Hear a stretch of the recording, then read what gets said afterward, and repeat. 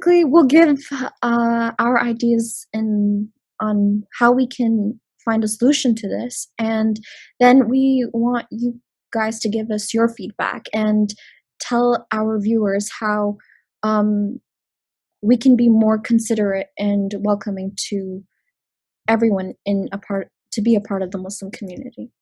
Yeah, so I was just gonna comment on my initial story of growing up in the Middle East, as well as like the sport high school Islamic school thing that I was mentioning earlier. And that it's funny how, even though I went to an Islamic school from grade 6 all the way till grade 12, yes, there was a Sunni majority, if not everyone was a Sunni, but that's just something we never were taught. We were taught Islamic history, we were taught the Sirah, we were taught like about the Ottomans and like the golden era in Spain and all of that really cool stuff. But we weren't taught about this divide, right? It was passingly mentioned, sure, but it was never, never something that was never something that was emphasized. And kind of building off of that, even nowadays when you go to masjids like LMM in Toronto, Mississauga, whatever, I swear there's like 5 times more matrimonial ceremonies and mixers than like actual topics and discussions on Sunni versus Shia. Or not, it doesn't have to be Sunni versus Shia, or just like Shia people and Sunni people kind of being together in the same sort of event, even if it's like a barbecue, even if it doesn't revolve a theological sort of basis, right? I feel like there is that divide. And even though there might be some people who might say like, oh, this is for all Muslims, like Shia people can come if they want. There's a quote, right, which is, there's one thing being invited to the party and there's another thing being invited to dance, right? That's the difference between diversity and inclusion. And that you don't, you have to be welcoming of them. You have to take that extra step and be proactive in welcoming them, right? Because if you don't, then they're always gonna, at least I assume, they're always gonna feel like there's an asterisk beside their beliefs, and they're always gonna feel sort of like they're being discriminated against and things are happening against them. So I really think education and just like working together, having more like more events at faith related institutions that involve both parties, regardless of if it involves the theological aspect or not, I think. Yeah, no, I agree with that. I was born and raised here in London. I've been a part of the community like since day one, obviously. Um, uh, and I noticed that like not in whatever community event we've had, there's never been the inclusion of the Shia community that's present in London. And for example, there was very recently there was a protest and for what happened in Beirut, and people were all over Victoria Park and everything. They invited the LMM leaders, like the Sunni leaders, to come and take part of the protest and do a prayer. But do they not know that that there were Shias involved in this attack too? There's a Shia community, and there's a lot of Lebanese who are Shia in our London community. Why didn't we reach out to them? Why aren't they a part of this protest, or like to make aware of what happened? And like, why is there not that inclusion? So that's something that we need to do. We need to make sure that we're including everyone in everything. There's that sense of acceptance, and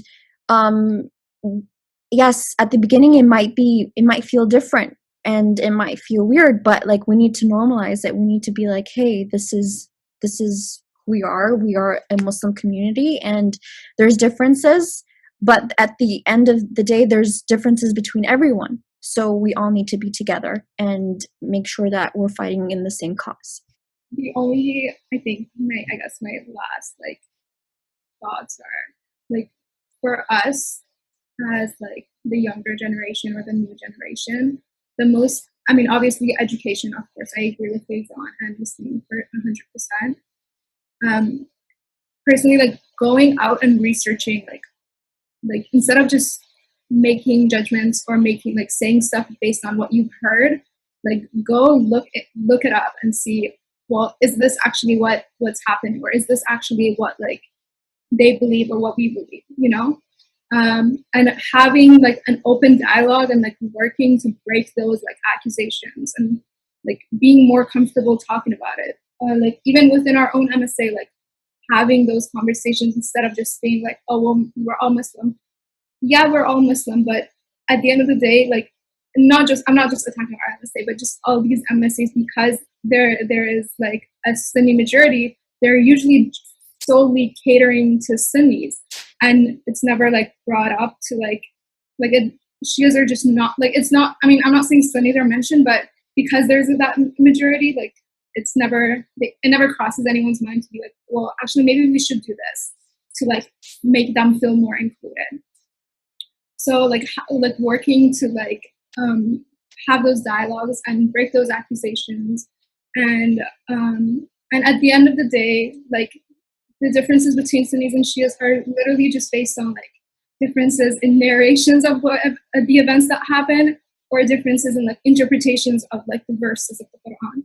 So for like, it's just so like we need to stop like creating such a huge divide when the differences are just not that significant. We all follow the same God, we all follow the same religion, we all follow the same book, and we have the same prophet. So it just needs to stop. We just need to like learn how to like talk to each other, have open conversation, and just like actively like try to like break those like barriers between the two groups.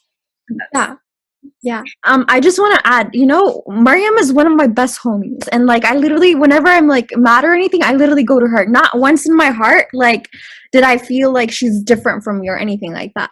So I think what we all need to literally just go to everyone as human beings. Like we need to reach out to them that, hey, I'm a human, I'm going through something, like, yo, listen to me, just have like those normal conversations. And like it's like the moment you in your head say, oh, they're different, then yeah, they are different. But at the end of the day, like I like in my heart, I don't see anything like that. I don't feel anything like that. She's always going to be my homie. She's always going to be the girl that I'm always going to hug whenever I see her. So like, yeah. I feel bad for you, Maryam. How do you deal with this one? Ali, what do you think? I mean, I think everyone mentioned everything there is to say, but one major thing that everyone, history is really, really important. Everyone should educate themselves on history, and that is where like all the differences start. History of how this happened, where did this start? No, like 90% of the people I talk to, nobody knows anything about Islamic history. I'm just like, okay, why not?